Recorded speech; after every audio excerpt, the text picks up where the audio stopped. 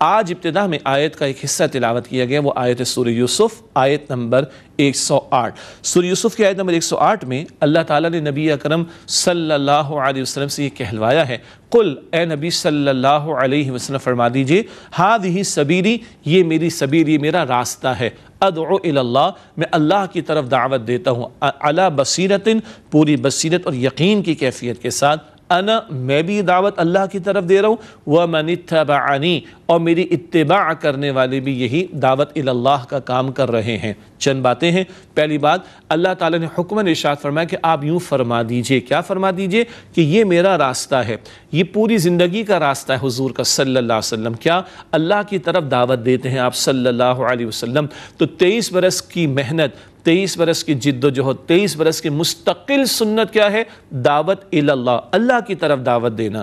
اچھا، کس طرح؟ علی بصیرتین، پوری بصیرت کے ساتھ، جس کو ہم کہتے ہیں یقین کے ساتھ، پورے کنوکشن کے ساتھ، ہاں، پوری یقین اور کنوکشن کے ساتھ اللہ کی طرف دعوت دینا۔ پھر انا، میں بھی یہ کام کر رہا ہوں، ومن اتبعنی، اور میری اتباع کرنے والے صحابہ کرام اولاً اور پھر مسلمان، اور میری اتباع کرنے والے بھی یہ کام کر رہے ہیں۔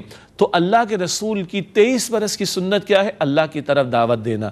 اچھا، ایک بڑے دل سے ایک بات آپ کے سامنے عرض کروں، دعوت اپنے ہمارے اعتبار سے بات ہو رہی، ہم سب کے اعتبار سے، اپنے استاد کی، اپنے شیخ کی، اپنے مرشد کی، اپنے ادارے کی، اپنے مسلک کی، اپنے گروہ کی نہیں، دعوت اللہ کی طرف۔ مکاتب فکر ہوں، امت کے مسالک ہوں، سر آنکھوں پر کوئی بحث نہیں، لیکن دعوت گروہ کی طرف نہیں، فرد کی طرف نہیں، شیخ کی طرف نہیں، استاد کی طرف نہیں، اپنی طرف نہیں، دعوت اللہ کی طرف۔ اور دعوت بھی کیسے؟ علی بصیرت، ان پورے یقین و کنوکشن کے ساتھ۔ ہم لوگ اپنے آپ سے پوچھیں، ہم نے اللہ کے کلام کا مطالعہ کرنے کی کوشش کی؟ ہم نے اللہ کے نبی علیہ السلام کی سنتوں کو سیکھنے کی کوشش کی؟ ہم نے شعوری طور پر، کانشیسلی، شعوری طور پر دین کو پڑھا ہے؟ ہم نے دنیا جہاں کی تعلیم حاصل کر رکھی، ہمارے بچے ہم سے 2 ہاتھ آگے تعلیم حاصل کر رہے ہیں، ایسے ہی ہے نا؟ میں گلوبلی پوری دنیا کی بات کر رہا ہوں۔ What about the word of اللہ سبحانہ وتعالیٰ and what about the words of رسول اللہ صلی اللہ علیہ وسلم؟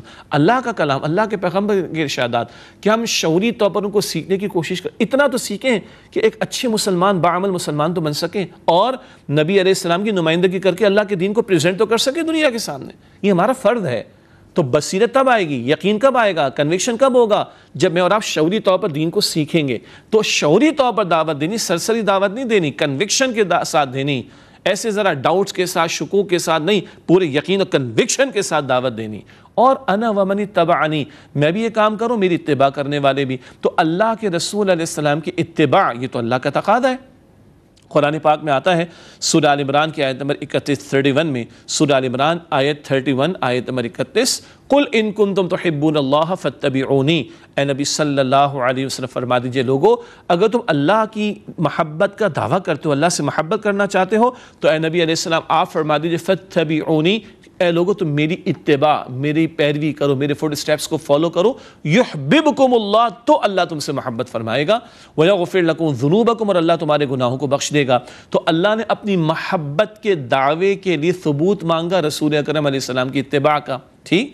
اور جو آج آیت کریمہ ہمارے زیر گفتگو ہے، یوسف، سورہ یوسف کی آیت نمبر 108، حضور فرما رہے میں بھی اللہ کی طرف دعوت دیتا ہوں، اور میری اتباع، میری پیروی کرنے والے بھی اللہ کی طرف دعوت دیتے ہیں۔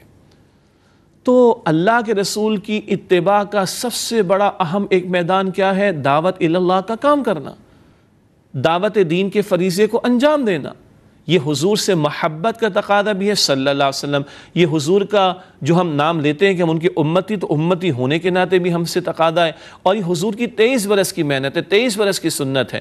بہت سارے اعمال میں علمی مباحث ہیں۔ امام شافعی رحمۃ اللہ علیہ کے نزدیک ہاتھ سینے پر باندھنا افضل، امام حنیفہ رحمۃ اللہ علیہ کے نزدیک ناف سے نیچے باندھنا افضل، ٹھیک ہے، سب ہمارے بزرگ، اور یہ ساری ادائیں حضور کی علیہ السلام۔ علمی گفتگو ہو سکتی ہے، لیکن دعوت دین کی سنت پر کسی کا کوئی بحث کا معاملہ نہیں۔ 23 برس کی مستقل سنت دعوت دین کی، دعوت اللہ کی، کسی کے اختلاف نہیں۔ تو یہ تو آج کی جو آیت کریمہ جس کا انتخاب ہوا، اس کے کچھ نکات میں نے آپ کے سامنے تشریح کے اعتبار سے رکھے۔